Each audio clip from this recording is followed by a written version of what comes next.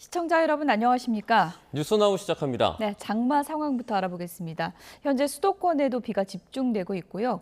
대전과 세종, 충남과 충북은 호우경보가 내려진 가운데 대전 송광동에서는 산에서 토사가 흘러내려 도로가 통제되기도 했습니다.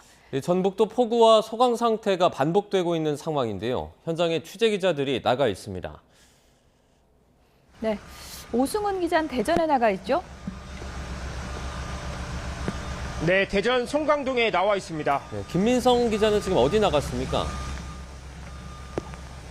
예, 전북 전주시 전주천에 나와 있습니다.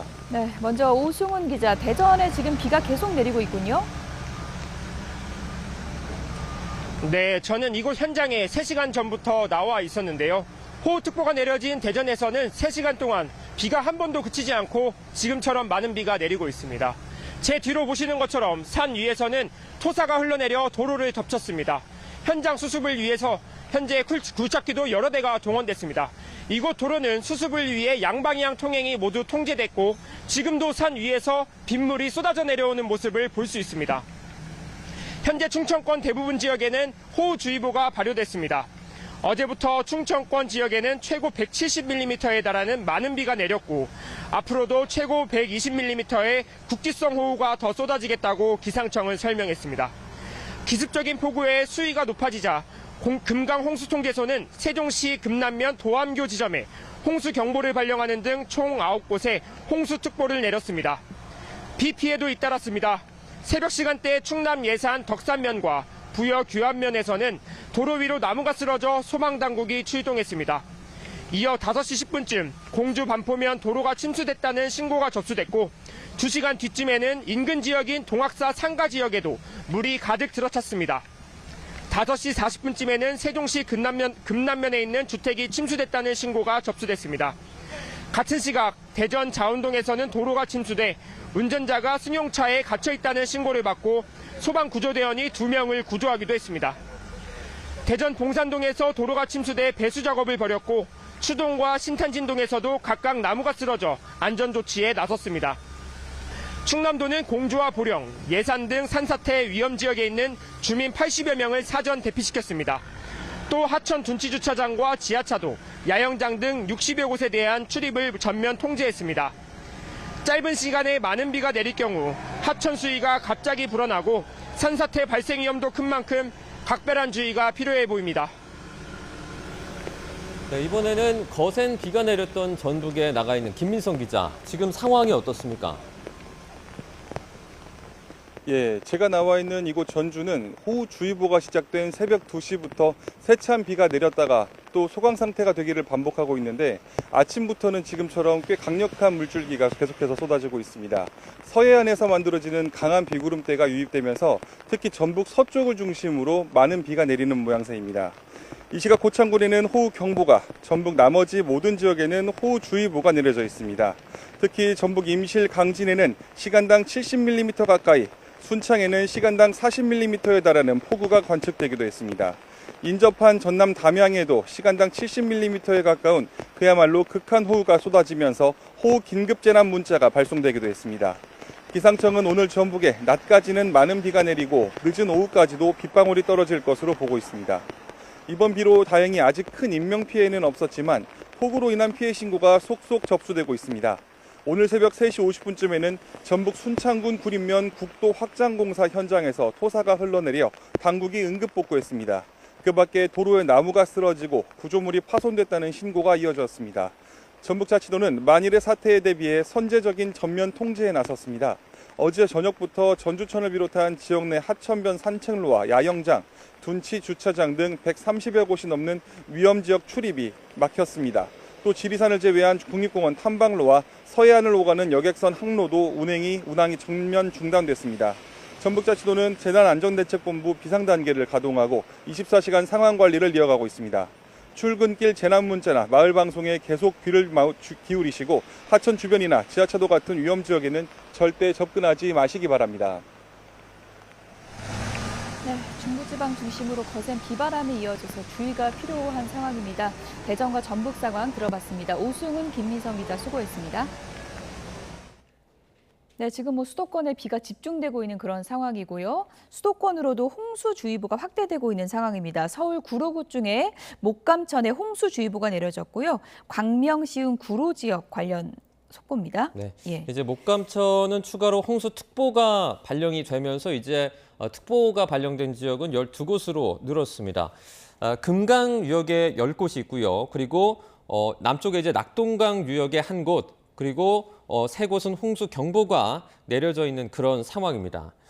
네, 저희가 계속해서 지금 전국적으로 장마전선의 영향으로 전국에 비가 내리고 있는 상황인데요. 이와 홍수경보 관련된 내용도 저희가 들어오는 대로 계속해서 전해드리도록 지금 하겠습니다. 수도권에 비가 짧은 시간 안에 굉장히 집중되고 있는 양상이기 때문에 호우특보 상황 좀 귀 기울여 주시고요. 밤부터 중부지방에 폭우가 쏟아지다 보니까 피해가 속출하고 있는 상황입니다. 네, 현장 상황을 전하는 제보 영상이 YTN에 잇따르고 있는데요. 취재기자 연결해서 알아보겠습니다.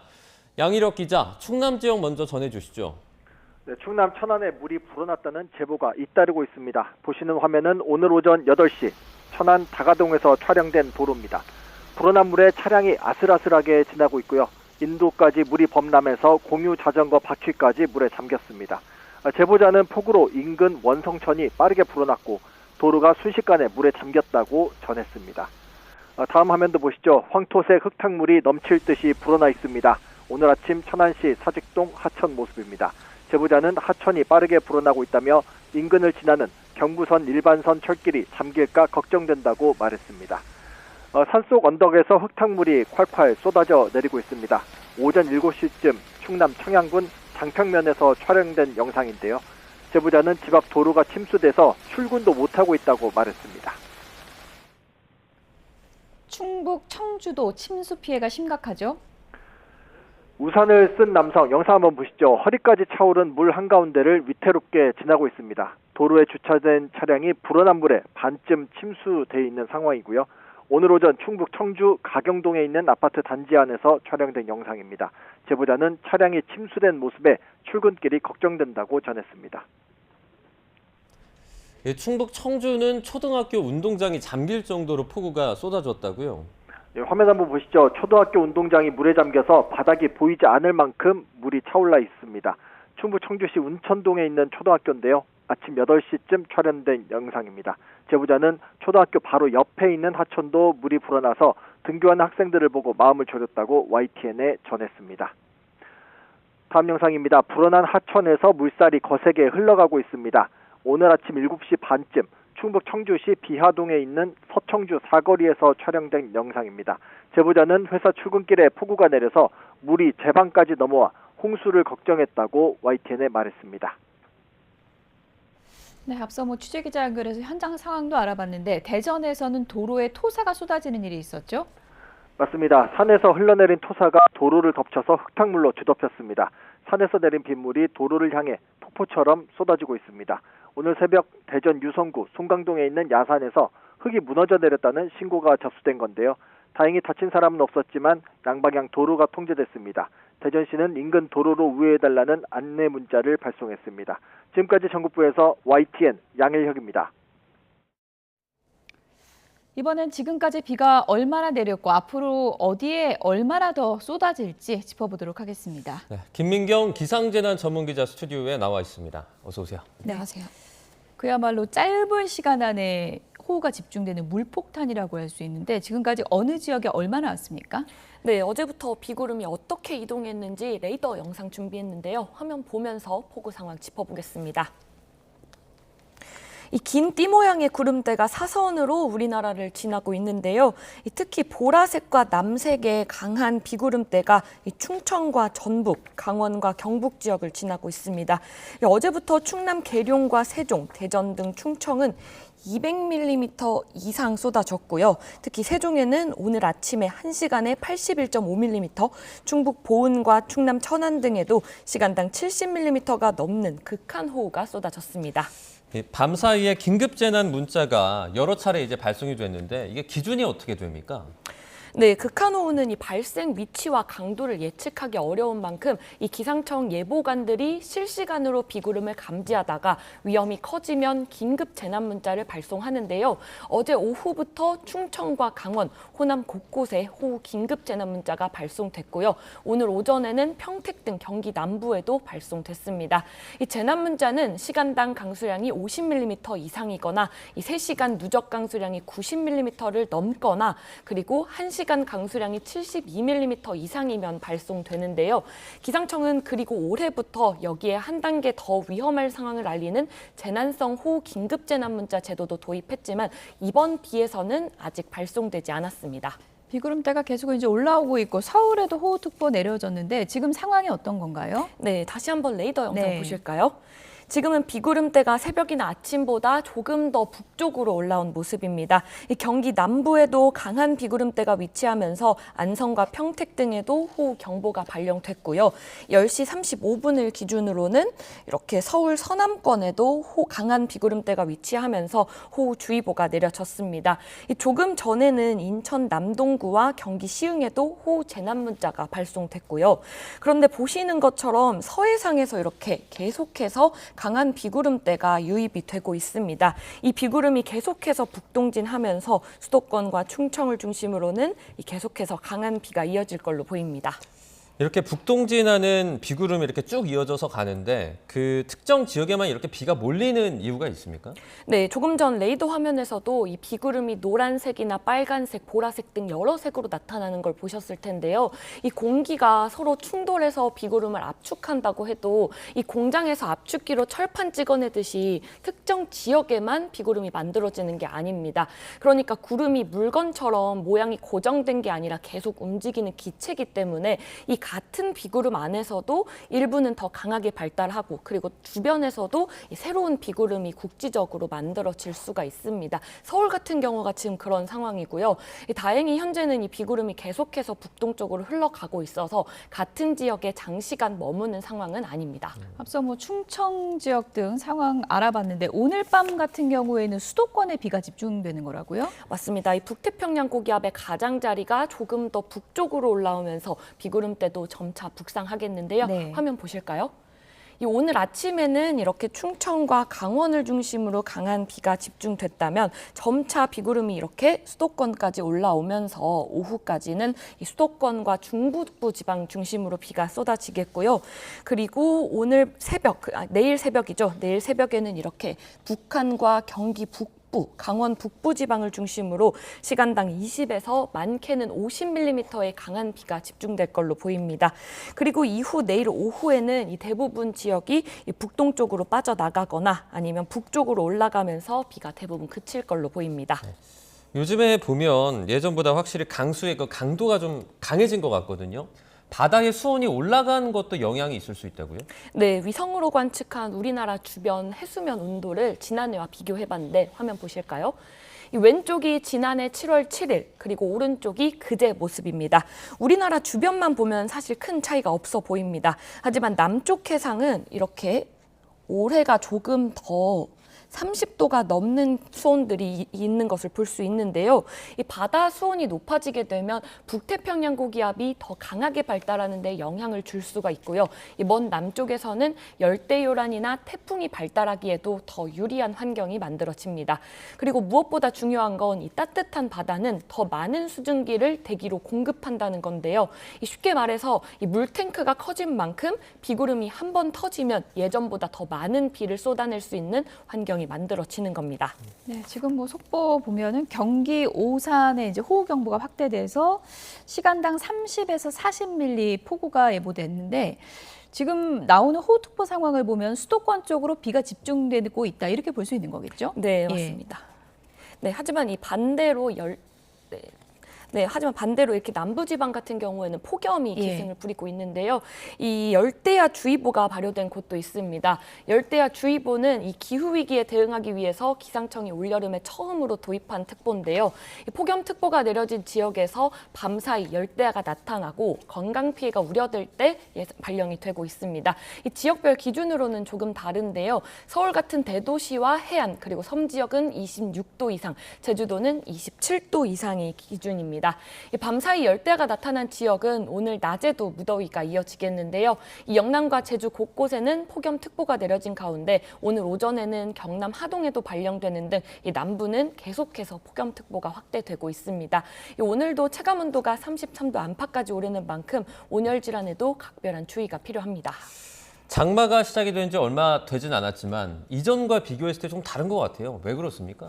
네, 올해 한마디로 장마를 정리하면 지각장마, 그리고 극한장마, 폭염장마 이렇게 세 가지 키워드로 설명할 수 있을 것 같습니다. 먼저 아시다시피 시작이 늦었습니다. 제주는 평년보다 11일, 남부는 7일, 중부는 6일 정도 늦었고요. 제주와 남부는 역대 손꼽힐 정도로 늦게 시작했습니다. 그리고 비가 내릴 때는 예전처럼 전국에 고르게 이어지기보다 좁은 지역에 이렇게 시간당 50mm 이상의 폭우가 집중되는 극한 장마가 반복되고 있습니다. 또 비가 그치면 남부지방처럼 북태평양 고기압이 세력을 넓히면서 폭염이 나타나고요. 높은 습도까지 더해지면서 체감더위도 심해지는 폭염 장마가 이어지고 있습니다. 아직 장마 초반이지만 늦게 시작했어도 비는 더 강해졌고요. 비가 그치면 곧바로 폭염이 이어지는 이런 패턴이 올해 장마의 가장 큰 특징으로 보입니다. 네, 장마 끝나면 이제 또 더위를 각오해야 될 텐데 이번에 태풍이 남부 지역 폭염을 강화시켰다 이런 얘기도 있던데요. 네, 직관적으로 볼 수 있는 영상 하나 준비했는데요. 화면 보실까요? 며칠 전 위성인데 이 붉은색이 대기 중에 수증기를 표현하고 있습니다. 이 태풍이 이렇게 우리나라를 직접적으로 향하지 않더라도 이렇게 이 과정에서 계속해서 회전하면서 이렇게 수증기를 끌어올리게 되고요. 이 과정에서 북태평양 고기압이 세력을 넓히는 데 영향도 주고 우리나라에는 더운 공기가 유입되면서 계속 폭염이 더 심해지는 환경을 만들어주고 있습니다. 주말부터는 다시 전국적으로 폭염이 강해질 가능성이 큰 만큼 이 비가 그치면 더위 대비도 함께 하셔야겠습니다. 네, 비구름이 충청을 지나서 이제 수도권으로 향하고 있고 그래서 수도권에 집중호우가 내리고 있는 상황입니다. 비 피해 없도록 주의하셔야 되겠고요. 지금까지 김민경 기상재난 전문기자였습니다. 수고했습니다. 고맙습니다.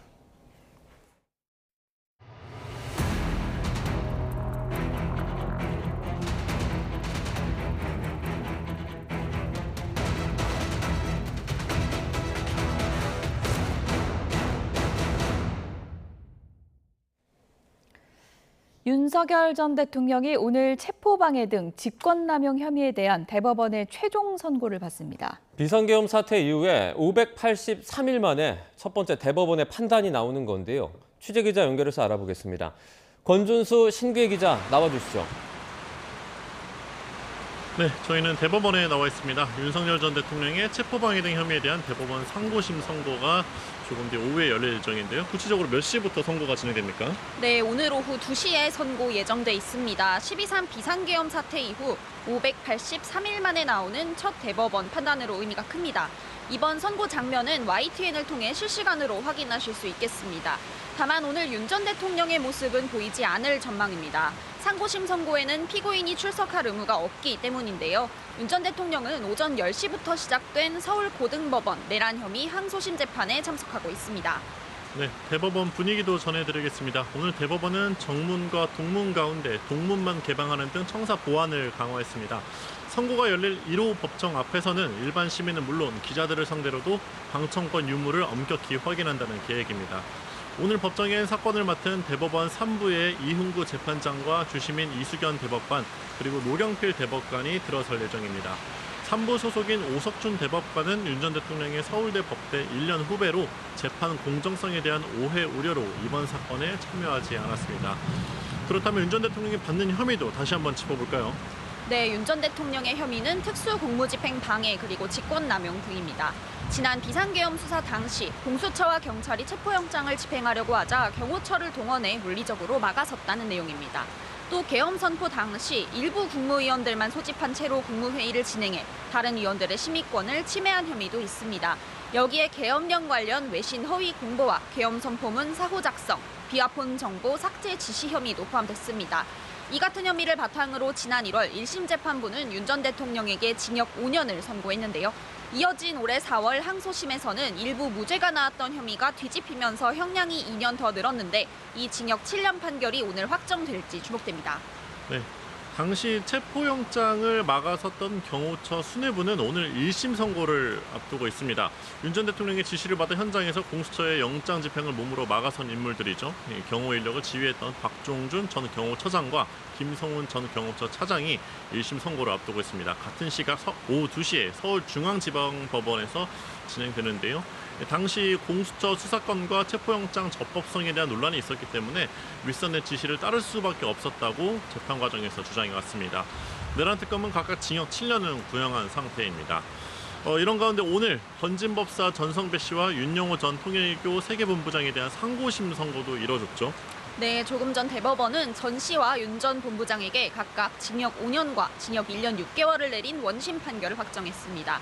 윤 전 본부장은 전 씨를 통해 김건희 씨에게 6천만 원 상당의 명품 가방과 다이아몬드 목걸이를 건네며 교단 현안을 청탁한 혐의 등을 받습니다. 또 권성동 국민의힘 의원에게 불법 정치자금 1억 원을 건넨 혐의도 있는데요. 대법원은 원심 판단에 법리 오해 등의 잘못이 없다면서 특검과 피고인 측의 상고를 모두 기각했습니다. 네, 윤 전 대통령의 상고심 선고는 약 2시간 가까이 남았는데요. 지금까지 대법원에서 전해드렸습니다. 네, 앞서 자막으로 한번 전해드린 소식인데요. 이제 대법원이 CJ 대한통운 단체 교섭 의무를 인정했던 판결을 파기했다라는 소식입니다. CJ 대한통운이 이제 하청 택배 노조와의 어떤 교섭 의무는 없다 이런 취지로 판결을 내렸습니다. CJ 대한통운이 2020년에 택배기사 노조와의 단체 교섭 요구를 거부했던 그 행위가 부당 노동 행위에 해당한다는 2심 판단이 대법원에서 이제 뒤집힌 건데요. 대법원이 오늘 이제 CJ 대한통운이 중앙노동위원회 위원장을 상대로 제기한 재심 판정 취소 소송 상고심에서 원고 패소로 판결했던 원심을 파기하고 이제 사건을 서울 고법으로 돌려보냈다라는 내용입니다. 자세한 내용은 추가적으로 들어오는 대로 또 전해드리겠습니다. 장윤기 사건 봐주기 수사와 증거인멸 의혹을 받아온 광산경찰서 강력팀장이 구속됐습니다.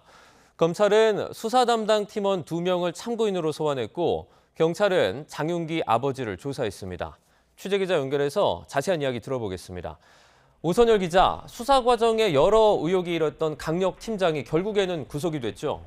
네, 그렇습니다. 광주지방법원은 어제 저녁 광산경찰서 강력팀장인 박모경감의 구속영장을 발부했습니다. 재판부는 박경감에게 증거인멸과 도주 우려가 있다고 판단했습니다. 박경감은 장윤기 여고생 살인사건을 담당했는데요. 장윤기 차량 수색 과정에서 나온 케이블 타이를 확보하지 않았습니다. 또 압수수색하며 케이블 타이가 찍힌 영상도 삭제하라고 지시한 혐의를 받고 있습니다. 해당 케이블 타이는 공업용으로 길이만 50cm에 달하는데요. 사람을 결박할 수 있는 만큼 검찰은 장윤기의 성범죄 목적 범행의 핵심 증거로 보고 있습니다. 결국 지난 6일 검찰은 장윤기 아버지 집을 압수수색해 사라졌던 케이블 타이를 확보했습니다. 어제 구속 전 피의자 신문에 출석한 박경감은 증거인멸 혐의를 인정하느냐는 취재진 질문에 아무 대답도 하지 않았습니다.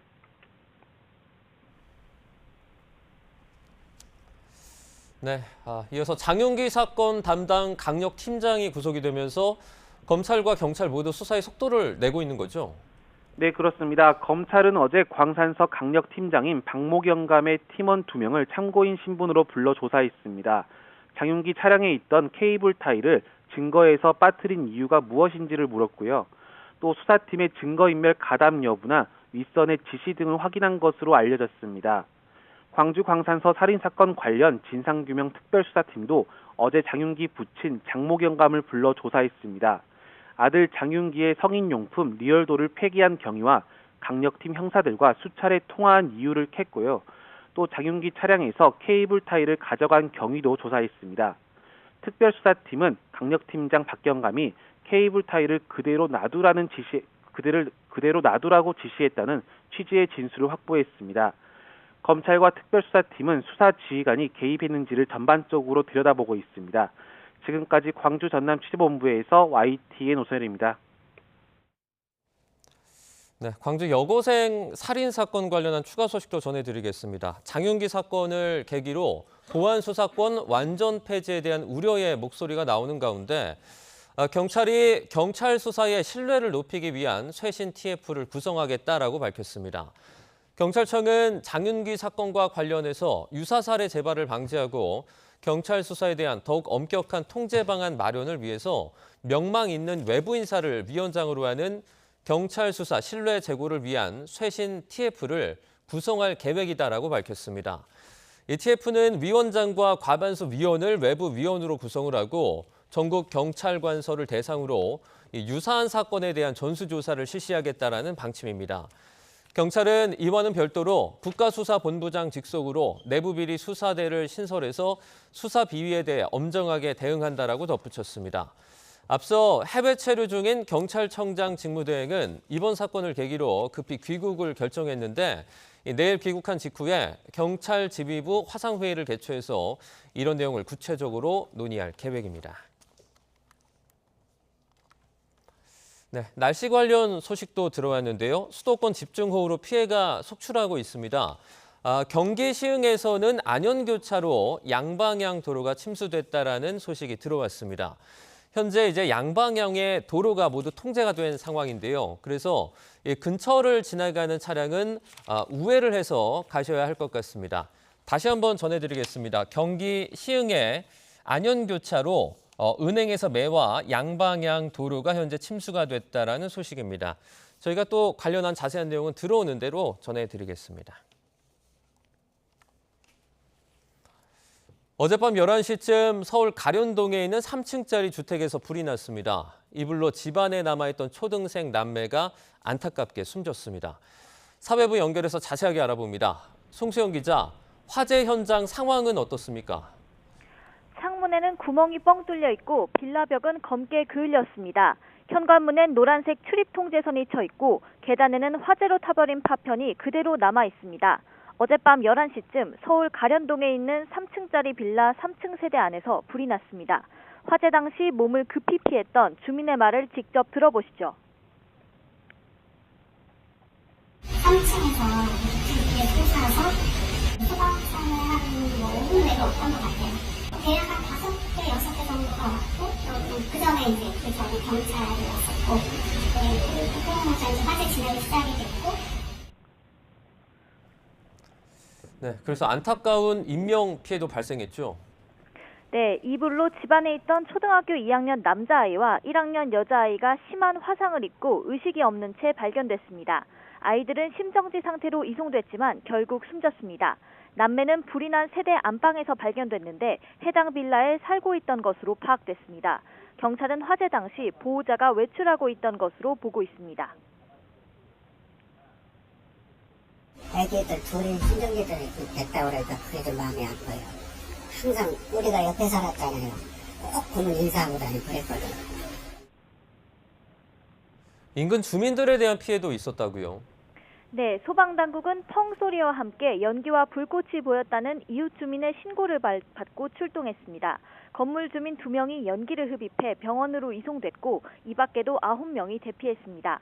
50여 분 만에 불을 끈 소방당국은 거실에서 전기적 요인으로 불이 시작한 것으로 보고 있습니다. 소방당국과 경찰은 잠시 후 합동감식을 통해 정확한 화재 원인을 조사할 방침입니다. 지금까지 사회부에서 YTN 송시현입니다. 이틀 연속 급락했던 국내 증시가 오늘은 반등 출발했지만 코스피는 장중에 상승분을 상당 부분 반납하고 있습니다. 장 초반 삼성전자와 SK하이닉스를 중심으로 저가 매수세가 유입됐지만 반도체 고점 우려가 완전히 해소되지는 않은 모습입니다. 취재기자 연결해서 증시 상황 살펴보겠습니다. 우동건 기자, 현재 장의 분위기 어떻습니까? 네, 현재 코스피는 7,100선에서 움직이고 있습니다. 오늘 코스피는 3.31% 오른 7,486.64로 출발했지만 상승분을 모두 반납하고 하락 반전해서 지금 현재 7,127을 기록하고 있습니다.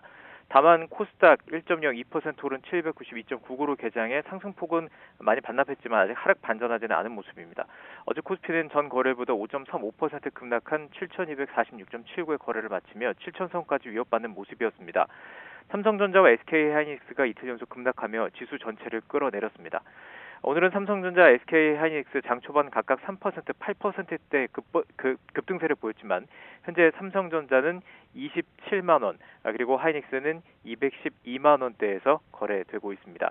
간밤 뉴욕 증시는 반도체주의 반발 매수가 유입됐습니다. 필라델피아 반도체 지수가 2% 넘게 올랐고 엔비디아와 브로드컴 등 주요 기술주도 상승했습니다. 이에 따라 오늘 국내 증시는 최근 급락에 따른 저가 매수세가 들어오며 반등을 시도하는 흐름입니다. 다만 반도체 고점 논란이 완전히 해소된 것이 아니어서 장중 변동성이 큰 상황입니다.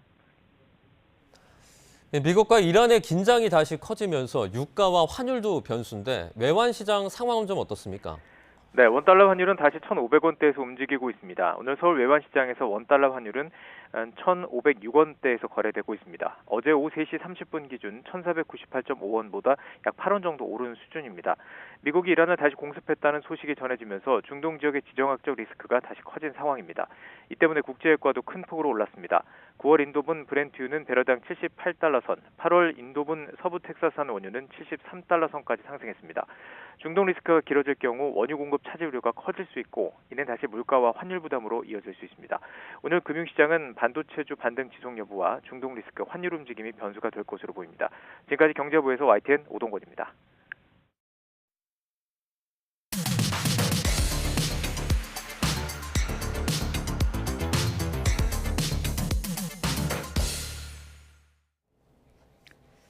네, 각이 살아있는 정치평론 시사정각 시작하겠습니다.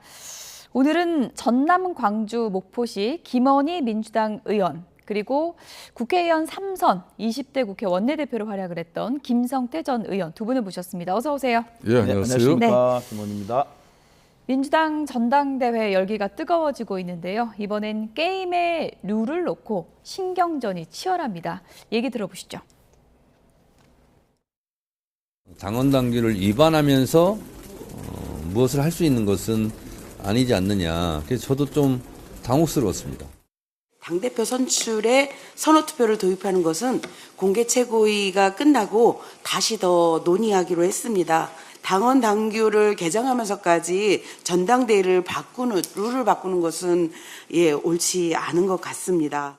작년 7월 2일 날 11차 당무위원회에서 문정복 의원, 조승래 의원, 고민정 의원, 소위 친청 친문 의원들이 다 당무위원으로 참석한 가운데 의결한 게 따르면 후보자가 당대표 3인일 때는 선호투표를 한다라고 결정을 했어요. 아, 선호투표의 문구가 정확히 있습니까? 정확히 있습니다. 그 제가 아까 보여드렸지만 고민정 의원, 조승래, 문정복 의원 이를 비판하고 있는데 한번 체크해 보셨으면 좋겠어요. 네. 선호투표제, 그러니까 결선 투표를 가지 않는 방식의 투표 방식인데 이 부분에 대해서 친청계가 당원 당규 위반이다 이렇게 비판을 하고 있는 상황입니다. 오늘 김원희 의원님 나오셨는데 이거 당원 당규 위반입니까?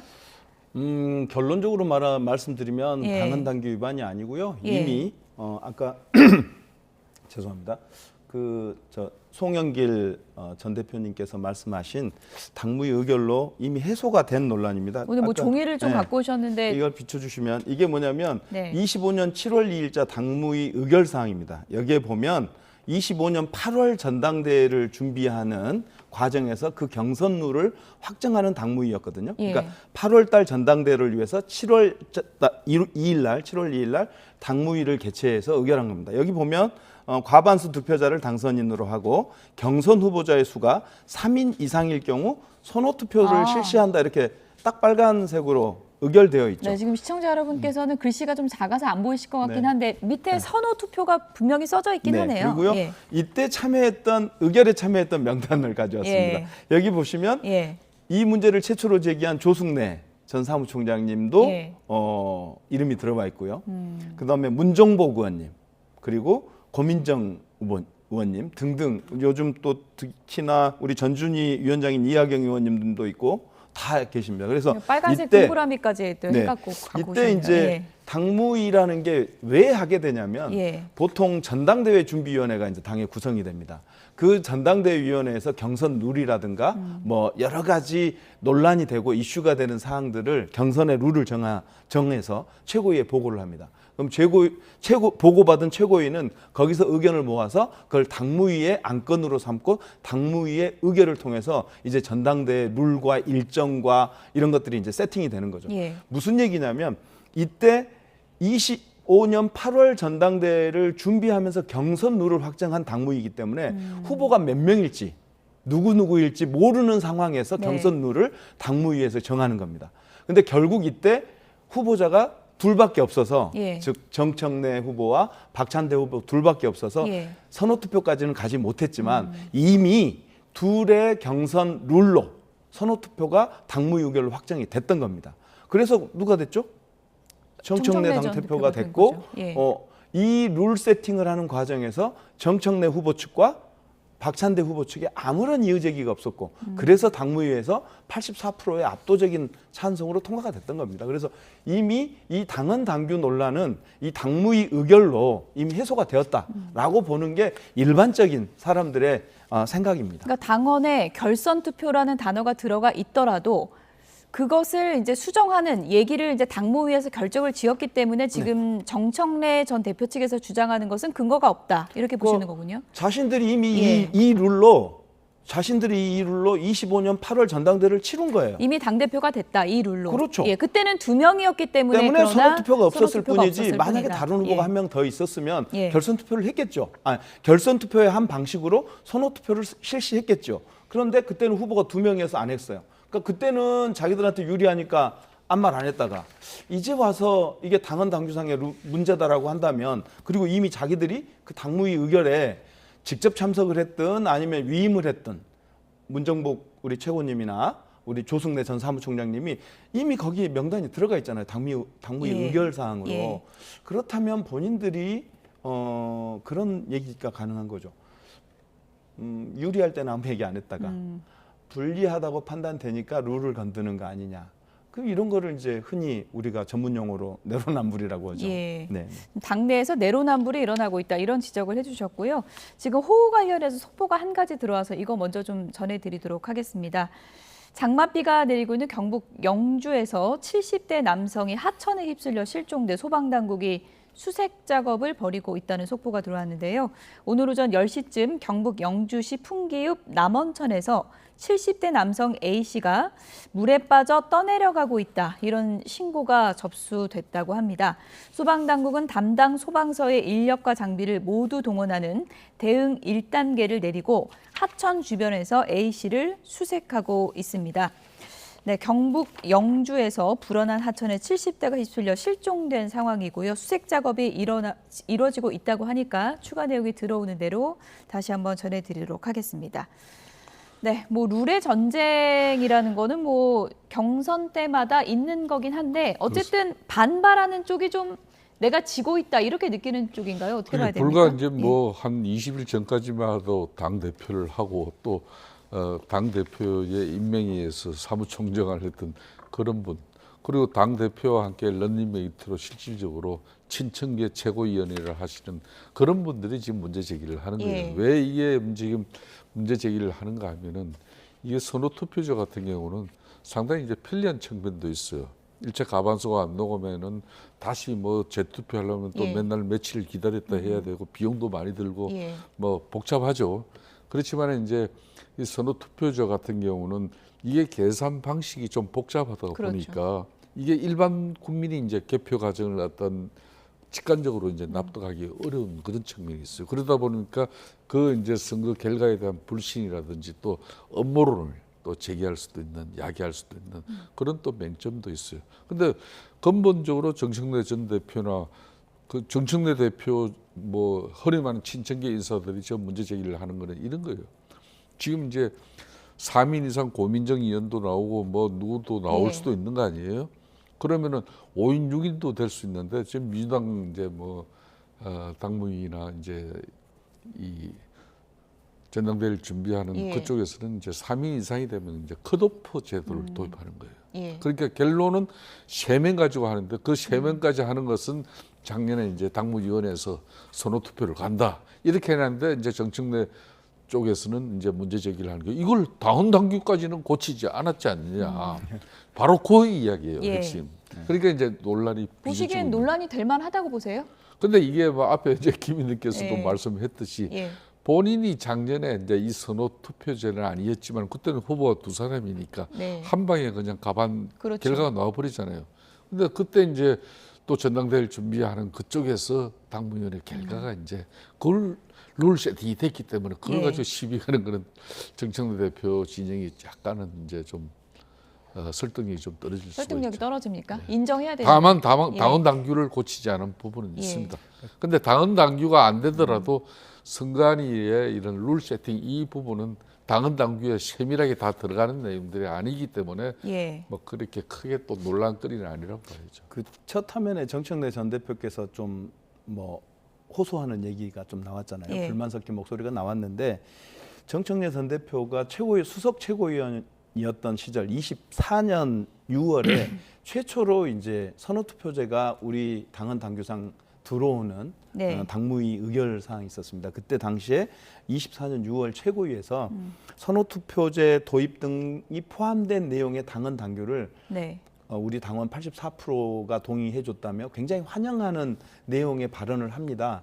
그리고 나서 이제 25년 7월에 이 당무위 의결 선호투표제를 당대표 경선 룰로 확정하는 게 있었고 8월에 전당대회가 있었단 말이죠. 그러면 본인들이 알고 있었던 거죠. 이게 갑자기 나온 게 아니다. 당헌 당규상 이게 좀 더 수정이 필요하다. 네. 유권 해석을 우리가 당무위 의결로 유권 해석을 했지만 논란의 여지가 있다는 걸 당사자들이 알았잖아요. 1년 동안 자기들이 당대표와 사무총장을 하신 거 아닙니까? 그럼 그때 바꿨어야죠. 당헌 당규를. 그런데 예. 요걸 제가 핵심적으로 왜 정청래 대표 쪽에서 이 문제 제기를 하는가 하면은 지금 유력 후보는 세 사람이잖아요. 그렇죠. 정청래, 송영길, 김민석인데 네. 이 선호투표제 하면서 한 진영에서 지금 사실상 8.17 민주당 전당대회는 노선투쟁이에요. 권력투쟁의 일환이거든 저게. 근데 여기에 이재명 대통령은 지난 1년 동안 정청래 당대표, 친정집 당대표랑 실제로 국정 운영하기 힘들더라. 예. 앞으로 집권 2년 차에 내가 이 뭐 호남 반도체도 투자도 하고 메가 프로젝트도 하고 이러는데 여러 가지 이제 당이 뒷받침해야 될 부분이 많은데 힘들다 이야기를 노골적으로 한 거 아니겠습니까? 그런 측면에서 이제 김민석 전 총리를 이제 민원 같지만은 이게 이렇게 되는 거예요. 그러니까 이제 진영에서 가령 이재명 대통령을 지지하는 진영 입장에서는 3명 선호투표는 한 번 김민석 1번 주고 예. 2번 송영길 줘버리면 정청래는 갈 게 없어져요. 그러면은 1차에서 가반수가 안 나오더라도 정청래 몫이 없잖아요. 그래서 이제 문제를 제기하는 거예요. 네. 정청래 전 대표가 SNS에 이런 글을 올렸습니다. 2대1, 3대1로 싸우면 흠씩 두들겨 맞습니다. 말은 많이 맞는 아픕니다. 이야기예요. 지금 맞아요? 맞는 이야기. 2대1, 3대1로 지금 맞는 것 2대1로 같습니까? 이제 싸우는 예. 결과가 되죠. 결과는. 예. 그럼 아픈 소리 좀 할 만한 거 아닙니까? 어떻게 보십니까? 예. 그러니까 저 상황을 누가 만들었습니까? 예. 그러니까 저는 정청래 대표님 좋아합니다. 개인적으로 되게 저분이 갖고 있는 어떤 전투력이라든가 네. 성명성이라든가 되게 존중하고 좋아하는데 지금 현재 저렇게 본인이 전 대표 아니었습니까? 본인이 정말 우리 당원들의 압도적 다수의 지지를 받아서 1년 동안 당대표를 하신 거 아닙니까? 근데 그 1년의 결과로 지금 연임에 도전하려고 하시는 상황인데 예. 그러면 그 상황에서 2대1, 3대1이 되었다면 여기에는 본인의 평가가 포함되어 있는 거 아닙니까? 본인의 지난 1년간 당대표로서의 활동에 대한 성과에 대한 냉엄한 평가가 있는 거고 그 2대1, 3대1은 그 누가 만들어낸 게 아니라 예. 본인 스스로 자초한 거 아니냐라는 비판을 스스로 자문을 해야 되는 거 아니냐 이런 생각이 듭니다. 그래서 억울하시겠죠. 예. 억울할 수 있죠. 그렇지만 그 책임의 무게를 감당하는 것도 전임 당대표로서의 몫이다. 이렇게 말씀드리고 싶습니다. 의원님 오늘 쓴소리 많이 하시고 정청래 전 대표 좋아한다 그러면 안 믿으실 것 같은데 시청자분들. 혼나겠는데요. 네, 친명과 각을 세우던 김어준 씨가 어제 김민석 전 총리를 방송에 출연시켰습니다. 이것을 놓고 정청래 전 대표와 헤어질 결심을 하는 것이냐 뭐 이런 해석들이 나오고 있습니다. 화면 보시죠. 요즘 코아는 지지층이 어머 하고 팔짱을 낀 거예요. 등까지는 안 돌렸는데 팔짱을 껴버린 거예요.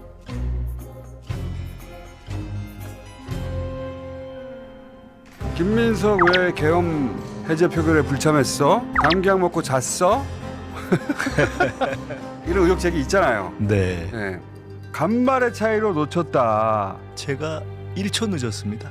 딱 앉는 순간 제 옆자리에 계시던 이재명 그 당시 대표께서 막 눌렀다고. 저거 국회에서만 구할 수 있어요. 네. 저희가 어렵게 구했습니다. 저기 동그라미 있죠? 저렇게 시민들이 저렇게 어수선한 사이에 옆에서 김민석 의원이 저렇게 갑자기 넘어가는 거예요.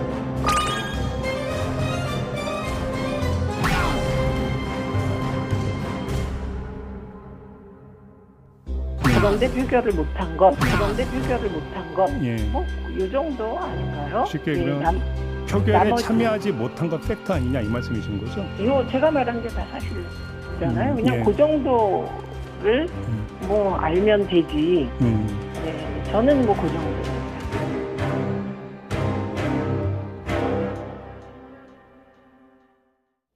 네. 김어준 씨 유튜브에서 헐레벌떡 개엄한 밤에 국회로 뛰어들어오는 김민석 전 총리의 모습을 영상을 공개했습니다. 이게 뭐 친청의 네거티브 공략 핵심 포인트였는데 사실상 좀 무력화시켰군요.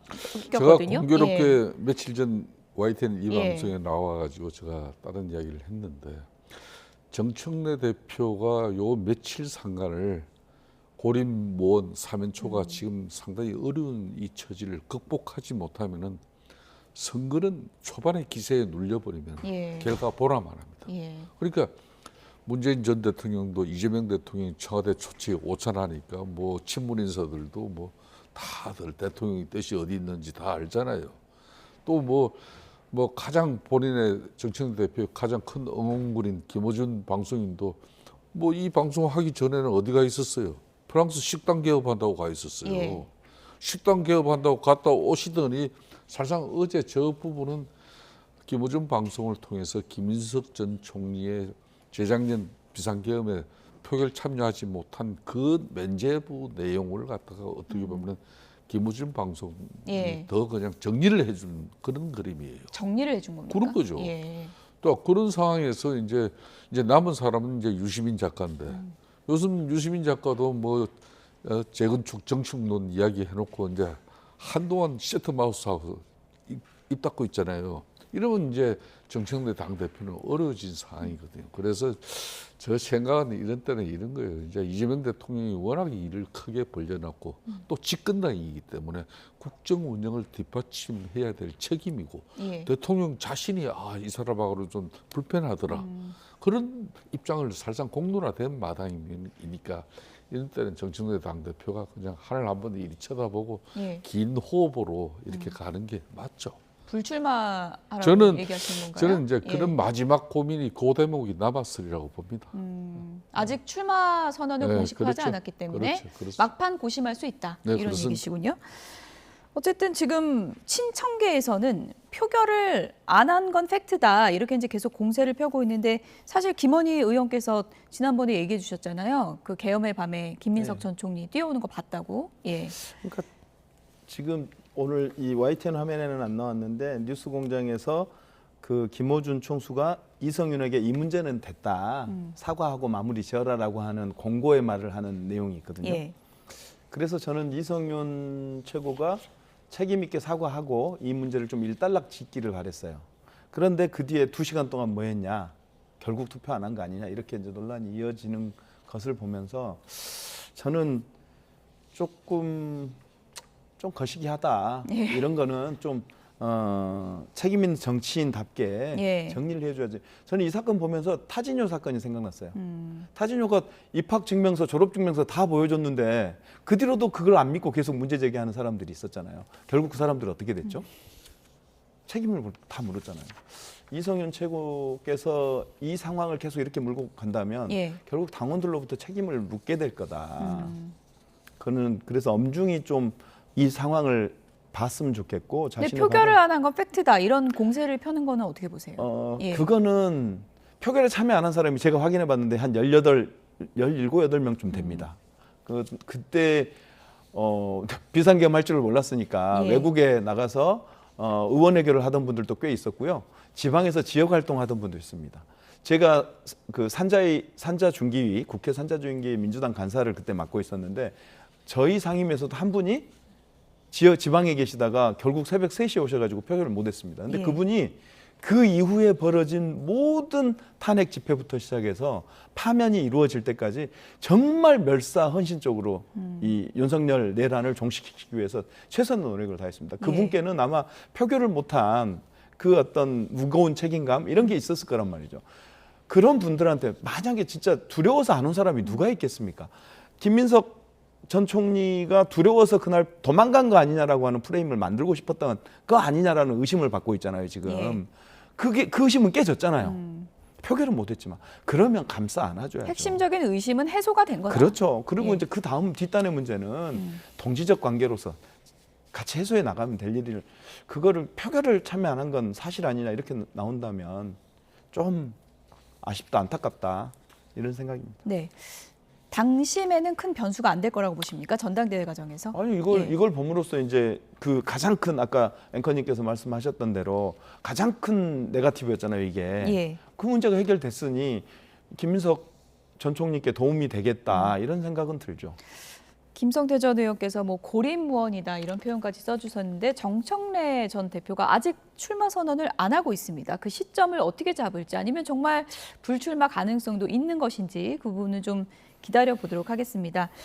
최근에 국민의힘 장동혁 대표는 그야말로 당내에서 사면 초과에 빠졌다 이런 얘기들이 나오고 있는데요. 그래서 그럴까요? 최근에 장외 집회에 열을 올리고 있습니다. 이 부분에 대해서 오늘 민주당에서 비판이 세게 나왔는데요. 들어보시죠. 장동혁 대표의 저급한 막말 정치가 도를 넘었습니다. 여러분, 대통령 호칭도 성도 빼고 싸우자라는 손팻말을 든 이 사람인지 누군지 알아보시겠습니까? 저 화면 한번 보십시오. 고등학생 말고 나라 싸우자. 저분이 제1야당 대표 장동혁 대표입니다.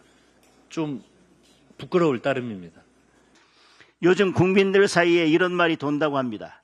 군인이 대통령 되면 군인이 존중받고 기업인이 대통령 되면 기업이 존중받는데 범죄자가 대통령 되니 범죄자만 존중받는다는 겁니다. 검찰 해체와 보안수사권 박탈, 결국 범죄자 천국을 만들겠다는 것입니다. 네, 뭐 최근에 장애 집회에 열을 올리고 있는 장동혁 대표에 대해서 민주당이 이제 피켓 팻말을 놓고 대통령에 대한 존칭도 없이 뭐 고등학생 말고 나랑 싸우자, 배재고 사태 관련해서 이런 문구를 든 것을 놓고 좀 격앙된 분위기인데 어떻게 보셨습니까? 뭐 저 부분은 조금 이제 그래도 제1야당 공당의 대표이기 때문에 또 일정 부분 품격과 또 국격을 생각해서라도 뭐 대통령에 대한 예우는 있어야 되는 것이고 그런 측면에서 이제 지금 배재고 야구단 사태가 이제 빌어진 그 문제는 이제 교육적 관점에서 이렇게 성찰하고 또 뭐 그런 또 실수를 해서는 안 된다는 그런 이제 학생들 간에 또 학교 측 간에 문제를 풀어나가고 있지 않습니까? 정치가 너무 과잉되게 이렇게 개입해가지고 뭐 진영 또 논리를 만들고 또 이걸 갖다 더 정치적으로 또 앞으로 판이 커지는 어떤 그런 상황, 그거는 저는 배제돼야 된다고 보는 거고 그런 측면에서 이제 장동혁 대표가 생각한 그런 배재고등학교 학생 문제를 가지고 너무 이제 쉽게 말하면 기득권 세력들이 린치를 가한다. 그런 부분을 이제 장동혁 대표가 항의를 하는 건데 항의를 하시더라도 저렇게 사실상 앞에 뭐 이자만 빠졌지만은 제명하 그러면 이재명 대통령을 말하는 거는 대한민국 국민이면 다 아는 거니까 제1야당 대표로서는 좀 적절치 않은 그런 피켓이죠. 뭐 김성태 전 의원님 하면은 뭐 야성의 정치로도 불리고 단식 투쟁도 하셨고 뭐 야당이 어떻게 나아가야 하는가, 보수가 어떻게 나아가는가 이런 거 고민 많이 하셨던 분으로 좀 대표되는데 그렇습니다. 지금도 6.3 선거 결과는 이제 절대 권력 이재명 정부와 민주당 폭주하는 입법 권력에 대한 국민적 견제도 분명히 있었지만은 여전히 제1야당이 국민의힘은 12.3 비상계엄을 제대로 털어내지 못하고 자성과 반성 성찰로서 당을 변화시키는 그런 국민적 신뢰를 회복하지 못했다는 그런 따끔한 채찍을 우리가 받았어요. 그럼 6.3 선거 이후에 뭐 지금 징계 논란이나 또 뭐 물론 그 사이에 선거 투표용지 부족 사태도 있었지만은 가장 우선적인 것은 국민적 신뢰를 회복하는 제1야당이 제일 중요한 거죠. 저렇게 밖으로 자꾸 나가는 건 옳지 않습니까? 그래서 저는 더군다나 지금 현재 예. 여대 야세 정국에서 정말 국회에서 지금 현재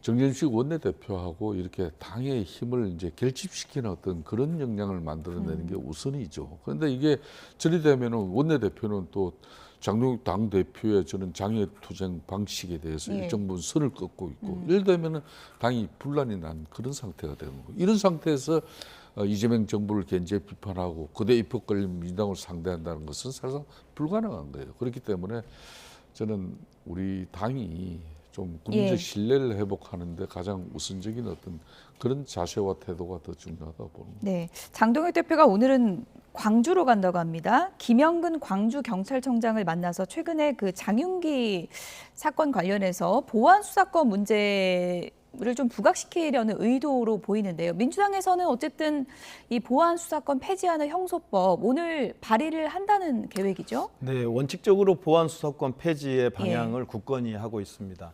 다만 이 이번 사건처럼 이제 보안 수사를 통해서 밝혀졌다 이제 이렇게 주장하고 있는데 이런 일이 발생할 수 있죠.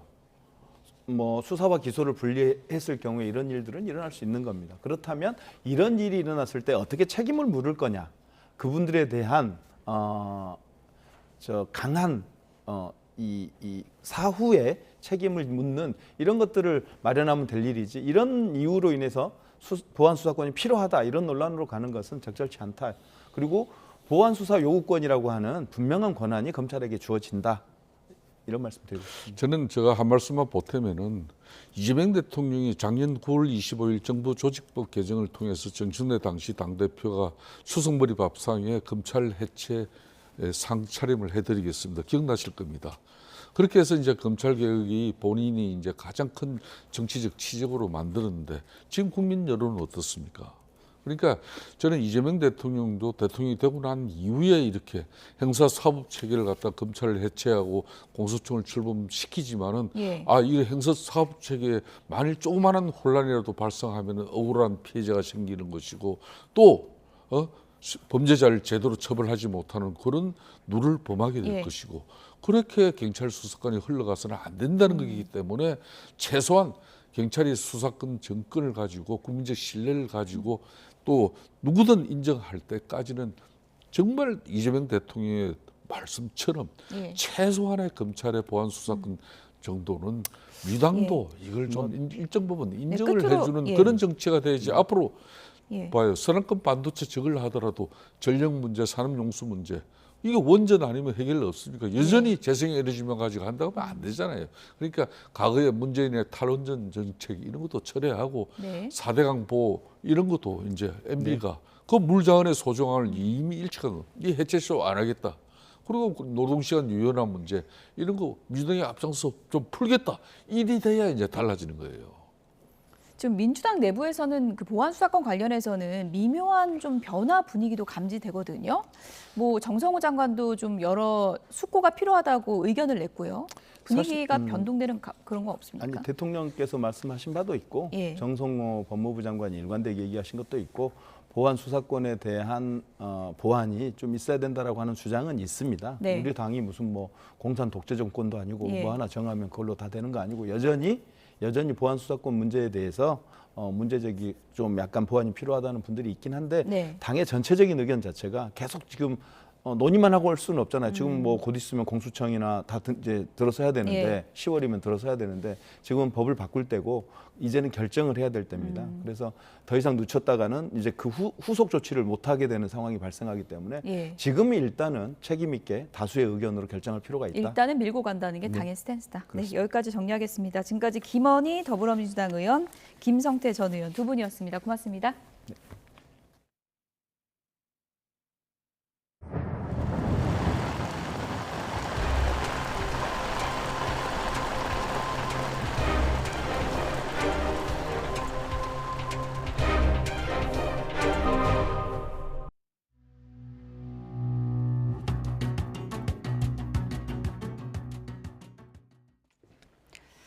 네, 호우 관련 속보가 계속 들어오고 있는데요. 관련 내용 전해드리겠습니다. 네, 집중호우가 내리면서 제2경인 고속도로 인천 방향 신천 나들목에 차량이 통제되고 있다는 속보가 들어왔습니다. 침수 우려로 오전 11시 50분부터 해당 구간을 통제하기 시작했다. 이런 내용이 전해졌습니다. 교통 정보를 확인하시고요. 이 지역 지나시는 분들은 우회를 하셔야 될 것 같습니다. 네, 지금 중부지방에 비가 집중되면서 관련해서 속보가 계속 들어오고 있는 상황입니다. 제2경인 고속도로 신천 나들목 차량 통제됐다는 속보도 있고요. 그리고 서울로 호우 경보가 이제 확대됐다는 속보도 들어왔습니다. 서남권과 서북권 폭우가 집중되고 있습니다. 경기 남부로도 호우 경보가 확대됐고요. 과천, 안산, 수원, 안양 등이 이 특보의 범위 안에 들어갑니다. 앞서도 취재 기자와 짚어드린 것처럼 지금 비구름이 북상하면서 수도권 근처에 비가 집중되고 있는 상황이고요. 서울 관악구, 도림천, 신대방 1교에 홍수주의보가 발령됐다는 속보도 추가로 들어왔습니다.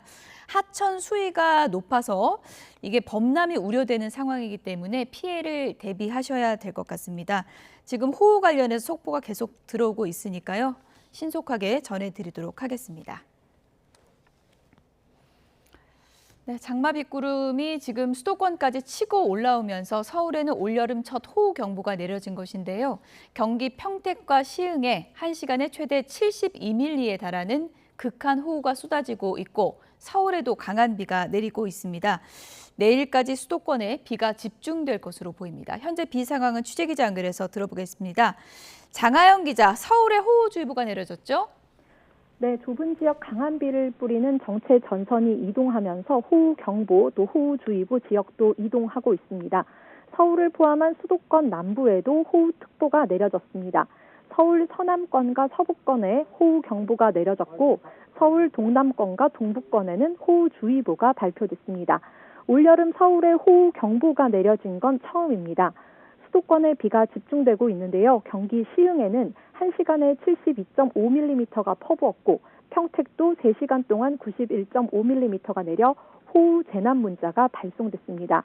현재 비구름 레이더로 살펴보겠습니다. 제가 날씨 상황 전해드렸던 2시간 전보다 비구름이 더 넓어지고 북쪽으로 더 올라온 모습입니다. 가장 강우량이 많은 보라색과 짙은 남색 지역, 시간당 50에서 80mm의 극한호우 가능성이 있는 지역들인데 현재 경기 북부 파주까지 이게 올라와 있는 상태입니다. 해당 지역에 비 피해 유의해야겠습니다. 수도권 비의 고비는 오늘 밤부터 새벽 사이가 되겠습니다. 기상청이 조금 전 브리핑을 했는데요. 오후까지 북태평양 고기압과 북쪽의 건조한 공기가 상대적으로 느슨하게 만나 비구름을 형성하고 있다면 오늘 밤부터는 강하게 압축되면서 더 좁은 지역에 더 강한 비를 뿌릴 전망입니다. 이로 인해 서울과 인천, 경기 지역에 많게는 120mm 이상, 강원 내륙에는 150mm 이상 비가 내리는 곳이 있겠습니다. 네, 이번 비는 언제 그칩니까? 네, 내일이면 전국의 장맛비는 일단락 될 걸로 보입니다. 내일 비가 그치면 더위가 전국을 덮겠습니다. 호남과 충청에 폭우가 쏟아지는 어제와 오늘도 경남 지역에는 폭염과 열대야특보가 내려질 정도로 더위가 물러가지 않았는데요.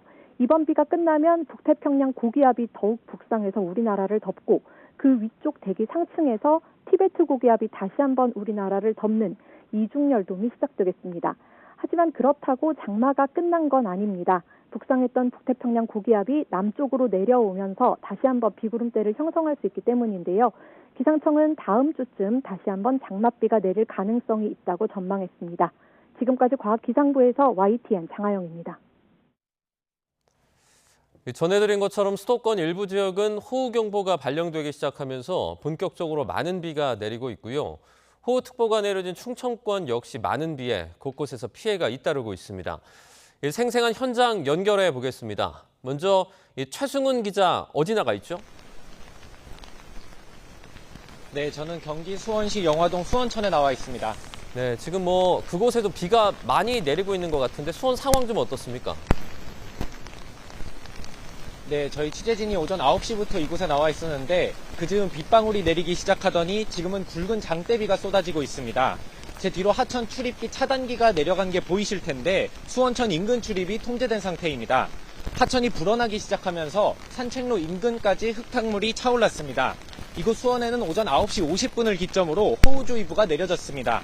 오전 11시 반 기준 수원시에는 시간당 17.3mm의 비가 내리는 것으로 파악됐습니다.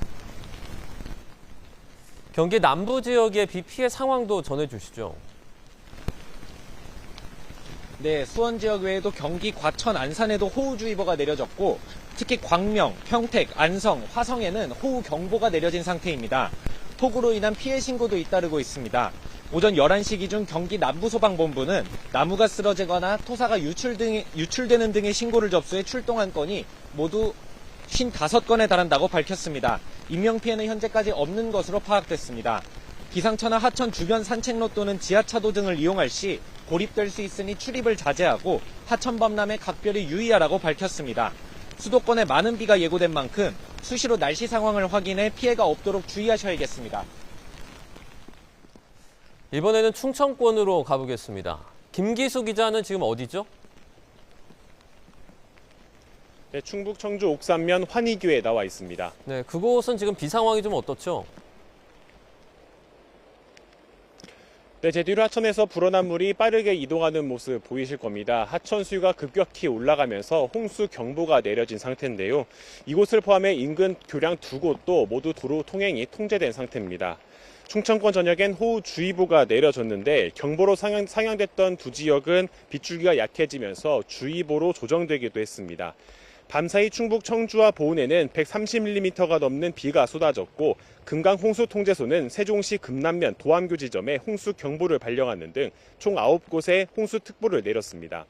청주에선 무심천지류인 미평천 장성 2교 일대 수위가 급격히 상승하면서 한때 홍수경보 심각단계가 내려졌고 청주 달천 옥화 1교 지점에도 홍수경보가 심각단계로 올라가면서 하천 범람에 대비하라는 재난안전문자가 발송되기도 했습니다. 이 비 때문에 여러 가지 피해도 발생했다고요? 네, 밤사이 충청권에 내린 비로 곳곳에서 피해가 잇따르고 있습니다. 충북에서만 나무 쓰러짐과 배수 등 200여 건이 넘는 신고가 접수됐는데요. 충북 괴산에선 나무가 쓰러지면서 도로 일부를 막아 소방당국이 안전조치에 나섰고 옥천에선 배수구에 토사가 쌓이면서 걷어내는 작업을 벌이기도 했습니다. 또 보은에선 주택 마당이 침수되면서 집안에 고립된 2명이 구조되기도 했습니다. 청주 강내면에선 하천 일부가 범람해 농경지가 침수됐고 인근 주민 20여 명이 긴급 대피하기도 했습니다. 새벽 시간대 충남 예산 덕산면과 부암 부여 규안면에서는 도로 위로 나무가 쓰러져 소방당국이 출동했습니다. 공주 반포면에선 도로가 침수했다는 신고가 접수됐고 인근 지역인 동학사 상가 지역에서도 물이 가득 들어차기도 했습니다. 세종시 금남면에 있는 주택이 침수됐고 대전 자운동에서는 도로가 침수돼 운전자가 승용차에 갇혀 있다는 신고를 받고 출동한 소방구조대원이 고립된 2명을 구조하기도 했습니다. 대전 봉산동에서도 도로가 침수돼 배수 작업을 벌였고 추동과 신탄진동에서도 각각 나무가 쓰러져 안전조치에 나섰습니다. 충청권 곳곳에서 피해가 잇따랐지만 다행히 현재까지는 인명피해는 없는 것으로 파악됐습니다. 충청권에선 이번 장맛비로 주민 300여 명이 사전 대피했고 하상도로와 지하차도 등 160여 곳이 통제됐습니다.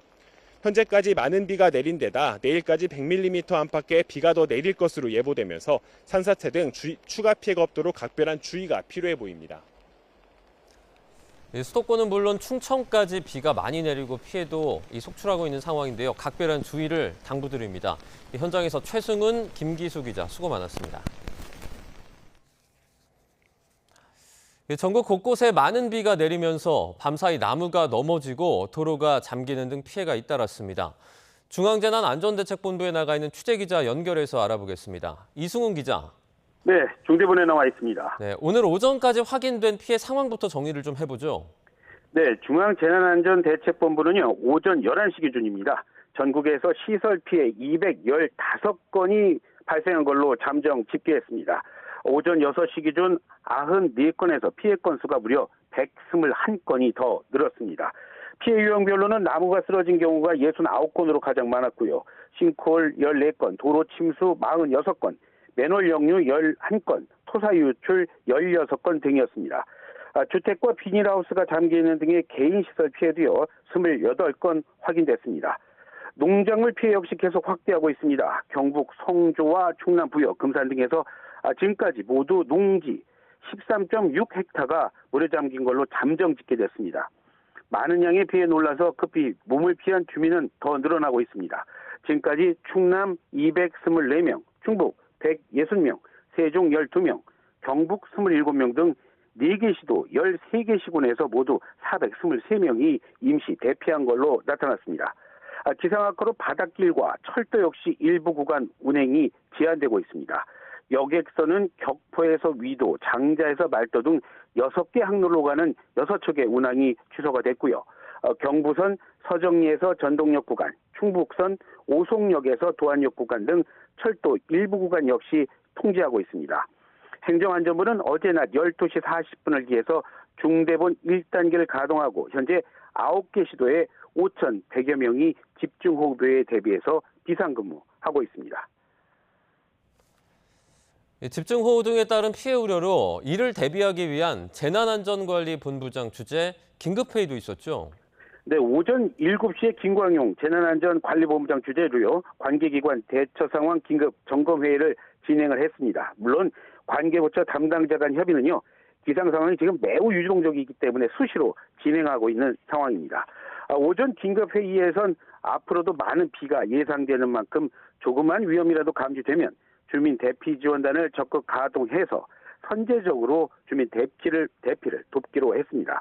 앞서 중대본은 대청댐 하류에 있는 도암교, 논산천, 아산시 곡조천 등 홍수특보가 발령된 곳을 중심으로 해서 현장 예찰 활동 그리고 점검을 지시하기도 했습니다. 특히 청주에 있는 옥화 1교, 수화천 등 이미 범람한 지역 주민은요 긴급히 안전한 곳으로 대피하도록 돕고 이들에 대한 물자와 장비를 긴급 지원하고 있습니다. 중대본은 이와 함께 내일까지 또 많은 비를 예상하고 있는 만큼 급류 휩쓸림 또 산사태 등으로 인한 인명 피해가 없도록 선제적인 통제와 대피를 현장에 파견한 관계 공무원 등에게 지시하기도 했습니다. 지금까지 중앙재난안전대책본부에서 YTN 이승훈입니다. 네, 비 피해로 시민들의 제보도 잇따랐는데요. 영상 함께 보시죠. 도로가 흙탕물로 뒤덮여서 차량의 바퀴가 이렇게 잠길 정도입니다. 한쪽에서는 바닥에서 물이 솟구치는 모습도 보이고요. 오늘 오전 9시 50분쯤에 경기 안성시 공도읍에 있는 아파트 단지 앞에서 촬영이 된 영상입니다. 제보자는 성인 남성의 발목까지 물이 차올라서 아침 출근길 차량 운전에 어려움을 겪었다고 말했습니다. 네, 비가 세차게 내리면서 도로 한쪽에 물 웅덩이가 이렇게 보시는 것처럼 생겼습니다. 오늘 오전 10시 40분쯤 인천 성남동에 있는 도로에서 촬영된 영상입니다. 제보자는 불과 1분에서 2분 사이에 내린 비로 이 배수로가 막히면서 물이 고였다고 당시의 상황을 전했습니다. 도로를 따라서 물줄기가 세차게 흐르고 주차가 된 차량들은 보시는 것처럼 물에 이렇게 잠기고 말았습니다. 오늘 오전 9시 반쯤 경기 화성시 만세구에서 촬영한 영상인데요. 제보자는 배수가 되지 않아서 이 도로에 물이 고이자 회사 앞에 주차가 돼 있던 차량 여러 대가 이렇게 물에 잠겼다라고 말했습니다. 지하주차장 천장에서 물이 쏟아집니다. 오늘 오전 10시쯤에 충북 진천읍에 있는 아파트 주차장에서 촬영한 모습인데요.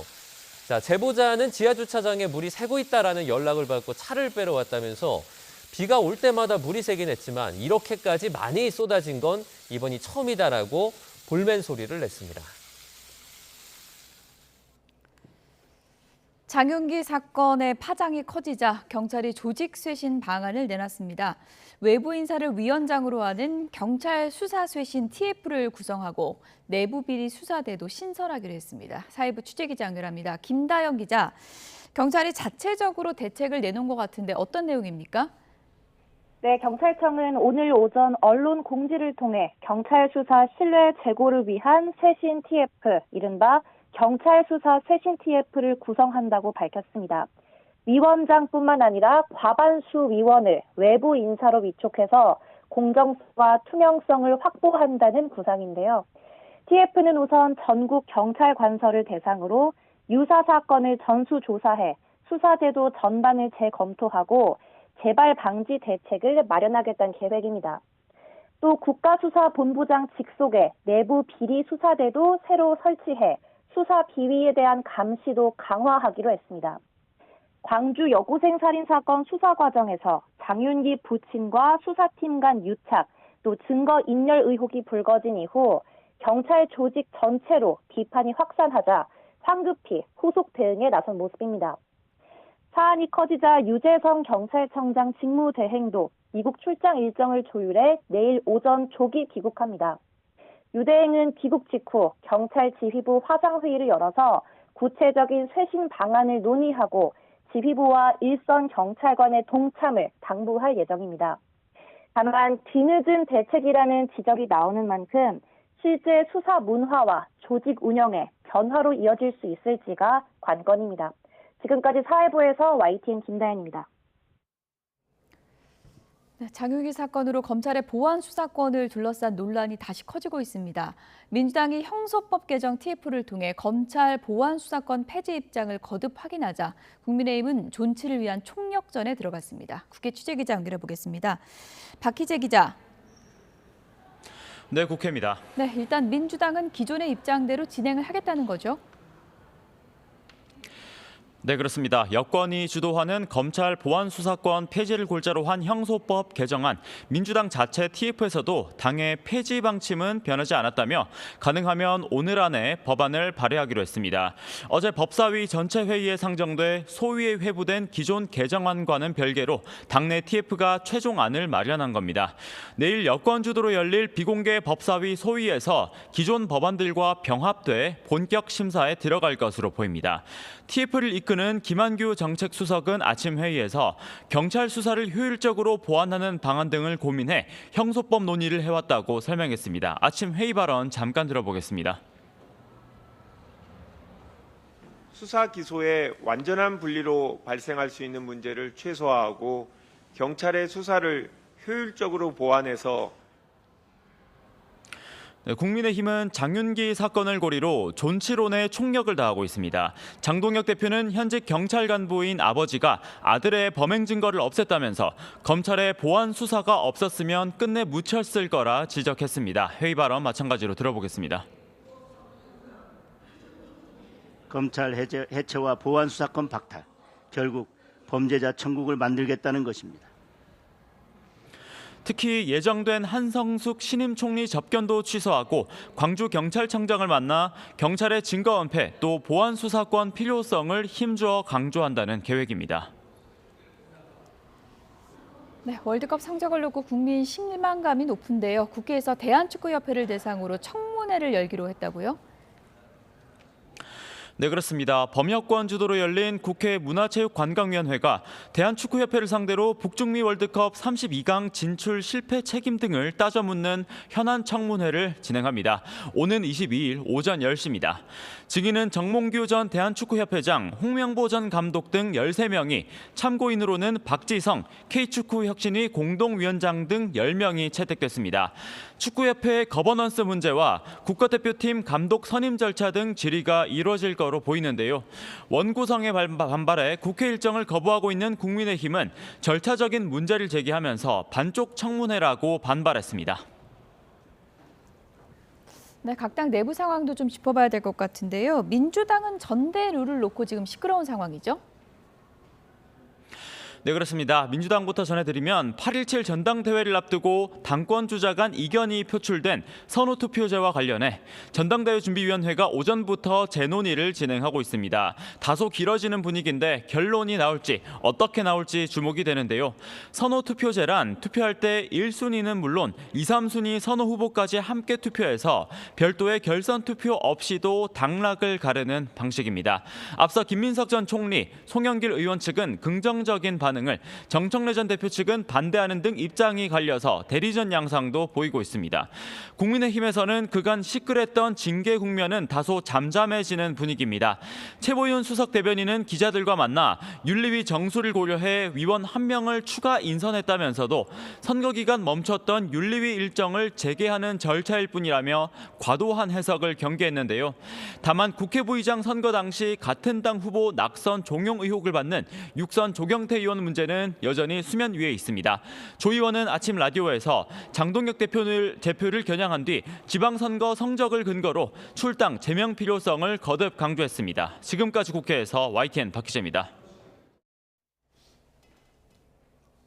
네, 잠시 후 2시부터 윤석열 전 대통령 체포방해 혐의에 대한 대법원 선고가 예정돼 있습니다. 또 광주 여고생을 살해한 장윤기 사건의 핵심 증거 인멸 혐의를 받는 당시 수사팀장이 구속됐는데요. 관련 내용 김광삼 변호사와 함께 이야기 나눠보겠습니다. 어서 오세요. 안녕하세요. 네, 공수처 체포방해 등 혐의 사건에 대한 이제 대법원 선고가 나오게 되는데 윤 전 대통령은 오늘 참석을 하지 않는 거죠? 물론 이제 대법원 재판은요, 당사자에 참석하지 않아도 됩니다. 물론 참석할 수도 있죠. 예. 그래서 1심이나 2심 같은 경우에는 피고인이 선고 때는 반드시 참석을 하도록 되어 있어요. 근데 뭐 대법원을 선고한다 하더라도 이제 피고인에게 어떤 진술할 기회가 주어진다랄지 뭐 변론을 할 수 있는 그런 상황이 아니고 법적으로도 그게 할 수 없기 때문에 이제 선고는 대법원에서 일방적으로 선고하고 끝나거든요. 그래서 뭐 본인 입장에서는 뭐 참석할 수도 있지만 여러 가지 상황을 고려해서 참석하지 않는 것으로 결정을 한 걸로 보입니다. 1심보다 2심에서 이제 형량이 조금 늘어났는데 대법원 선고에 영향을 미칠 사안은 좀 어떤 것들이 있을까요?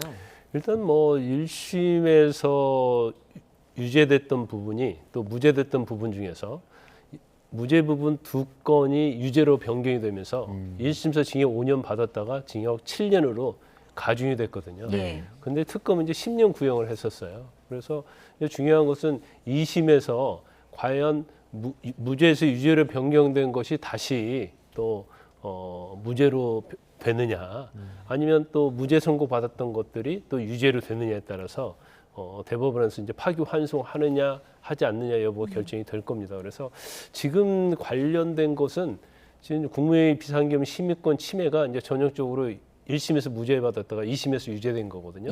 그다음에 해외 공보 비서관을 통해서 해외에 피지라고 그걸 보냈는데 거기에 보면 마치 계엄이 정당한 것처럼 또 국회에다 군인을 뭐 파견하지 않은 것처럼 이런 내용의 허위가 들어가 있어요.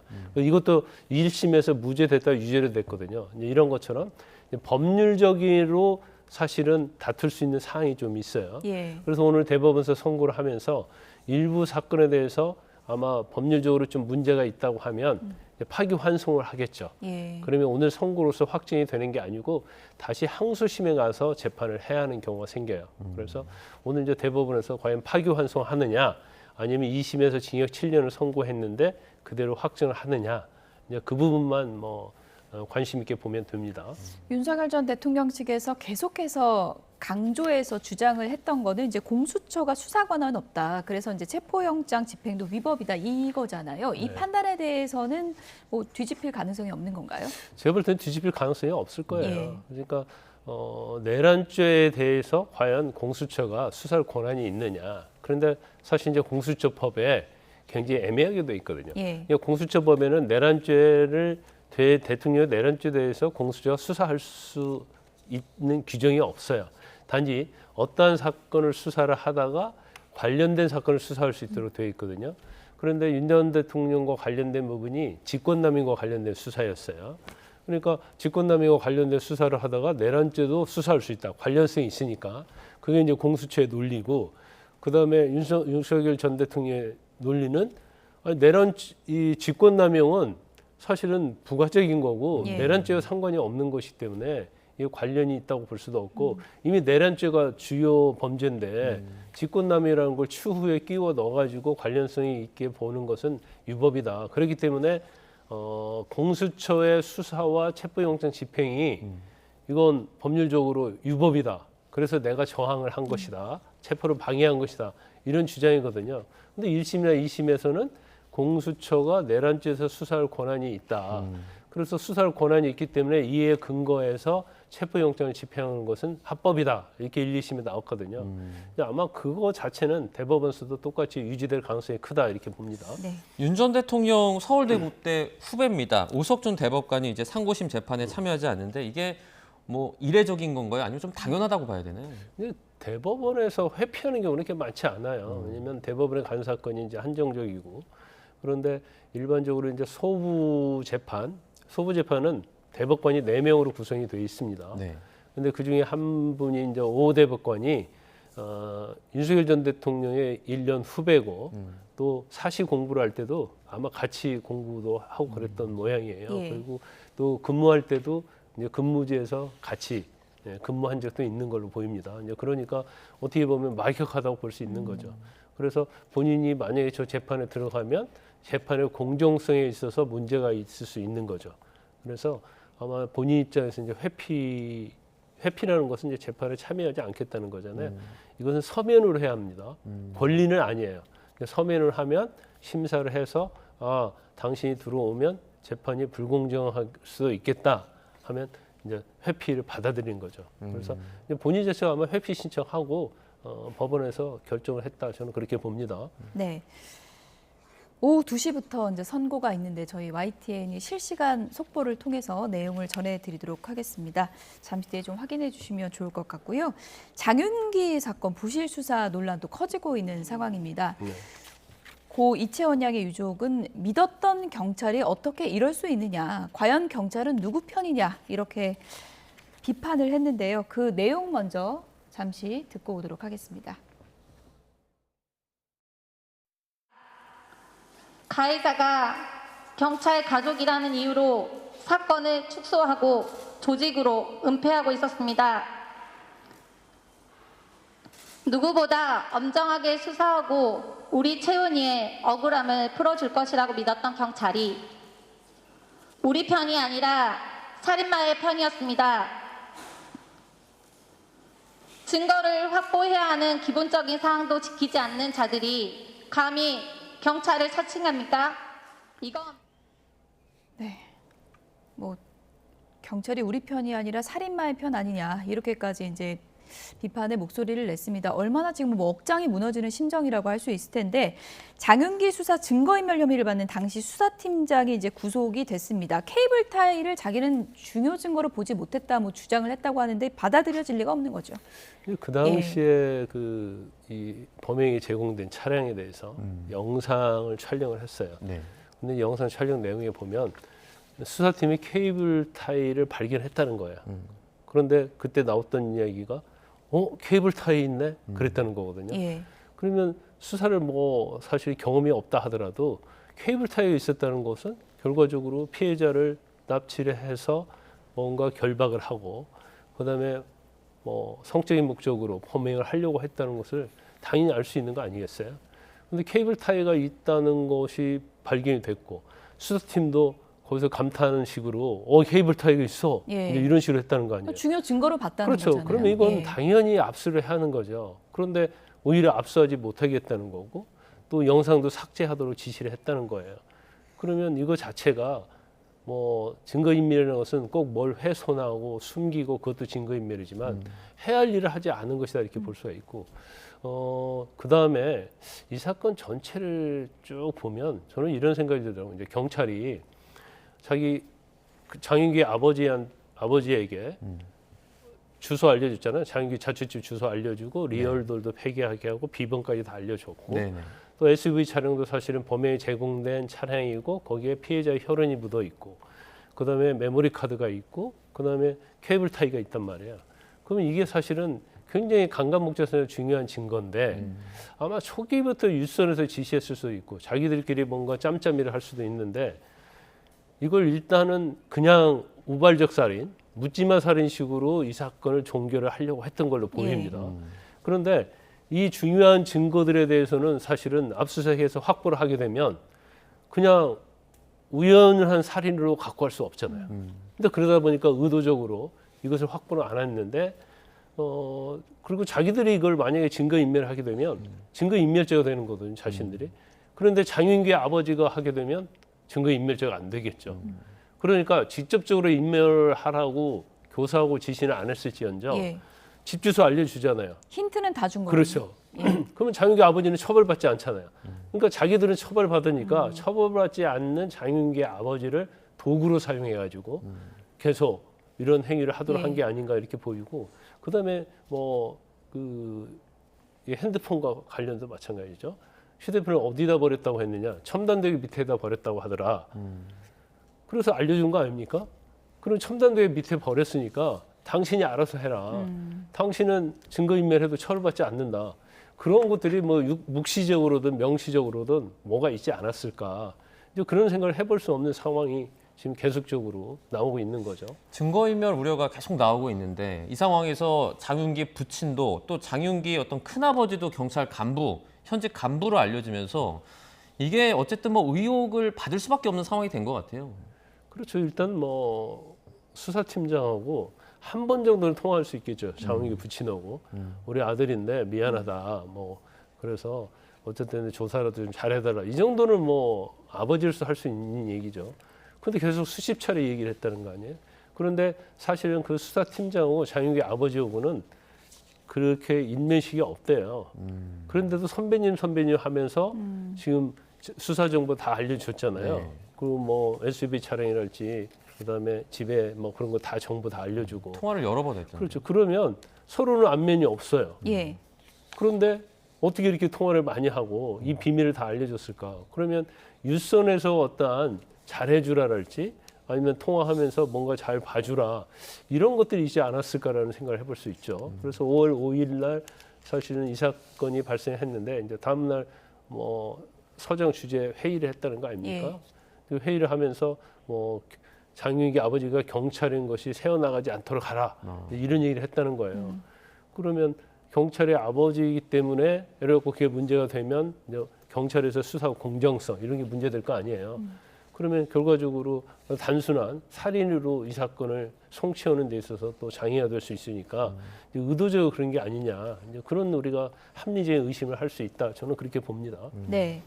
그러니까 정말 뭐 특수관계가 아니고선 이렇게까지 할 수 있느냐. 여러 가지 추측이 나오기 있기 때문에 이 부분도 수사를 통해서 이제 밝혀져야 될 부분이고, 끝으로 이 질문도 좀 드릴게요. 그냥 정보를 흘려준 게 아니라 차량을 부친에게 돌려준 이후에도 이제 블랙박스나 내비게이션 보러 가는 계획까지 얘기해 줬다는 거잖아요. 이건 그렇죠. 좀 조직적으로 이루어진 거 아니냐 이런 의심이 들 수밖에 없는 것 같습니다. 이 블랙박스는 이제 내비게이션은 엄청나게 중요한 거예요. 더군다나 이제 블랙박스를 보면 이전에 했던 장윤규의 행동 이런 걸 볼 수가 있고, 또 내비게이션을 확인해 보면 이제 유치 추적, 그러니까 과거의 유치 추적을 다 할 수 있잖아요.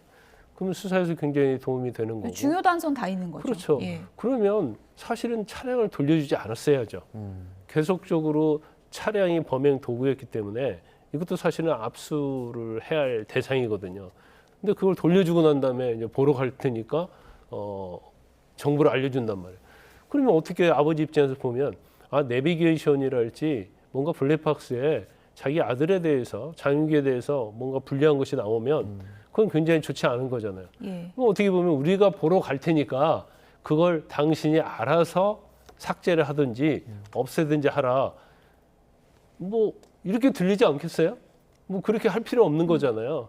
그냥 한번 만나자고 할 때 차량을 한번 살펴보고 싶다. 뭐 이 정도는 할 수는 있겠죠. 근데 구체적으로 뭐 블랙박스, 뭐 내비게이션 이걸 지정을 해준 거죠. 그거 알아서 하라. 이렇게 우리가 의혹을 가질 수밖에 없는 상황이죠. 네, 알겠습니다. 오늘 여기까지 듣도록 하겠습니다. 주요 사건들 자세하게 짚어봤습니다. 김광삼 변호사와 함께했습니다. 고맙습니다.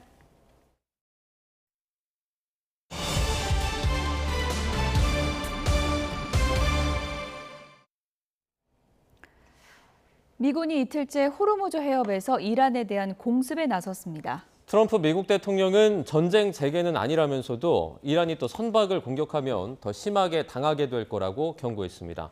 워싱턴에서 홍상희 특파원입니다. 트럼프 미국 대통령의 공격 예고에 이어 미군이 호르무즈에서 이틀째 이란 공습에 나섰습니다. 이란 이슬람 혁명 수비대의 거점인 반다르 아바스와 시리크 등 이란 남부와 이란의 핵심 전략 항구인 차바하르에서도 폭발이 잇따랐습니다. 트럼프 대통령은 이란의 상선 공격에 대한 보복 조치라면서 또 선박을 공격하면 더 심하게 당할 거라고 경고했습니다. 또 이란의 원유 수출 거점인 하르그섬 점령 가능성과 함께 지금까지 공격하지 않았던 이란의 발전소도 공격할 수 있다고 위협했습니다. Their electric plants, where they make their electricity, and we will, if we have to, we'll take them out. They have desalinization plants. We'll take them out if we have to. 이란에 돈줄을 주기 위한 대이란 해상 봉쇄 재개도 할 수 있다며 거칠게 압박했습니다. 이란과 체결한 종전 양해각서가 끝난 것 같다며 수위를 높였지만 전면전 재개에는 선을 그었습니다.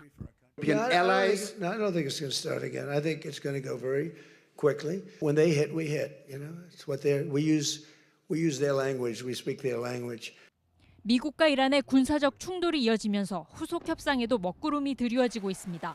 협상 데드라인인 8월 16일까지 호르무즈 해협 문제와 이란 비핵화 협상을 타결하겠다는 트럼프 대통령의 구상은 지금으로선 실현이 어려워 보입니다. 국제 유가도 다시 급증세로 돌아서 브렌트유는 5.2%, WTI도 4.37% 급등해 6월 중순 이후 최고치로 마감했습니다. 워싱턴 포스트는 트럼프 대통령이 이란 전쟁에 다시 발이 묶이게 됐다며 4개월도 남지 않은 중간 선거를 앞두고 궁지에 몰리게 됐다고 평가했습니다. 워싱턴에서 YTN 홍상입니다. 트럼프 미국 대통령이 튀르키예 앙카라에서 열린 나토 정상회의에 참석한 뒤 귀국길에 구형 신형 전용기를 번갈아서 탑승해서 그 배경을 놓고 여러 뒷말이 나오고 있습니다. 현지 시간 8일 저녁 앙카라에서 구형 에어포스원을 타고 귀국길에 오른 트럼프 대통령은 이후 영국 밀드놀 공군기지에 도착한 뒤 미리 와 있던 신형 에어포스원을 타고 백악관으로 향했습니다. 앞서 트럼프 대통령은 이란 관련 보안 문제로 새 에어포스원을 이용하지 않을 것이냐는 질문에 대통령의 삶은 매우 위험하다며 이란의 암살 대상 1순위가 됐다고 말했습니다. 하지만 같은 질문이 연이어서 나오자 에어포스원이 영국의 미군 주둔 기지에 들러 군인들이 볼 수 있도록 하기 위함이다. 이렇게 해명을 했습니다. 서울시립교향악단이 내년 체코에서 열리는 프라하봄 국제음악축제에서 비유럽권 국가 최초로 개막 공연을 맡습니다. 시향 정재활 대표이사는 기자간담회를 열고 내년 5월 12일 프라하 시민회관에서 스메타나의 나의 조국 전곡을 연주한다고 소개했습니다. 정 대표는 월드컵 개막처럼 영광스럽고 부담스러운 일이라며 시향의 음악적인 역량이 본격적으로 세계 무대에서 평가받는 기점이 될 거라고 설명했습니다. 충청에 이어 서울 등 수도권 지역에도 강한 비가 집중되고 있습니다. 제가 지금 나와 있는 잠수교에도 빗줄기가 굵은 상황인데요. 이에 따라 서울에도 올여름 첫 호우경보가 내려졌습니다. 지금은 아직 한강의 수위 자체가 높지는 않은 상황입니다. 하지만 지금처럼 강한 비가 계속해서 집중된다면 보행자의 통행이 전면 통제될 가능성도 있습니다. 이 점 참고해 주셔야겠습니다. 자세한 레이더 화면부터 살펴보겠습니다. 현재 긴띠 형태의 비구름이 우리나라를 지나고 있는 모습입니다. 특히 보라색과 붉은색의 호우구름이 주로 수도권 지역에 분포하면서 시간당 40mm 안팎의 비를 뿌리고 있는데요. 이에 따라 서울 서부와 경기 남부, 전북 고창과 전남 영광에는 호우경보가, 그 밖에 서울과 충청, 영서 중남부와 호남, 경북 북부에는 호우주의보가 발령 중이고요. 폭우로 인해 산사태 피해가 우려되는 강원과 충청, 호남과 경북 지방에는 산사태 위기경보 경계 단계가 내려져 있습니다. 앞으로 영동에 최고 150mm 이상, 서울 등 수도권과 충청, 호남과 경북에도 많게는 100에서 120mm가 넘는 큰 비가 더 오겠는데요. 충청 이남 지방의 비는 밤부터 점차 그치겠지만 서울 등 중북부 지방은 내일 오전까지 비가 이어지겠습니다. 특히 이들 지역은 오늘 밤사이 집중호우가 쏟아질 가능성이 있어 주의가 필요한 상황입니다. 영남을 중심으로는 폭염주의보가 이어지는 가운데 오늘 서울 한낮 기온 27도, 대구는 33도까지 오르겠습니다. 이후 비가 그친 뒤 주말부터는 찜통더위의 기세가 더 강해질 전망입니다. 오늘까지 중부와 호남, 경북을 중심으로는 초속 15m 안팎의 강한 바람이 몰아치겠습니다. 시설물 관리와 안전사고에도 주의해 주셔야겠습니다. 지금까지 YTN 윤수빈입니다. 네, 수도권에 폭우가 집중되고 있는데요. 이어지는 뉴스에서도 호우 소식 집중적으로 전해드리겠습니다. 뉴스나우 오늘 순서는 여기까지입니다. 시청해주신 여러분 고맙습니다.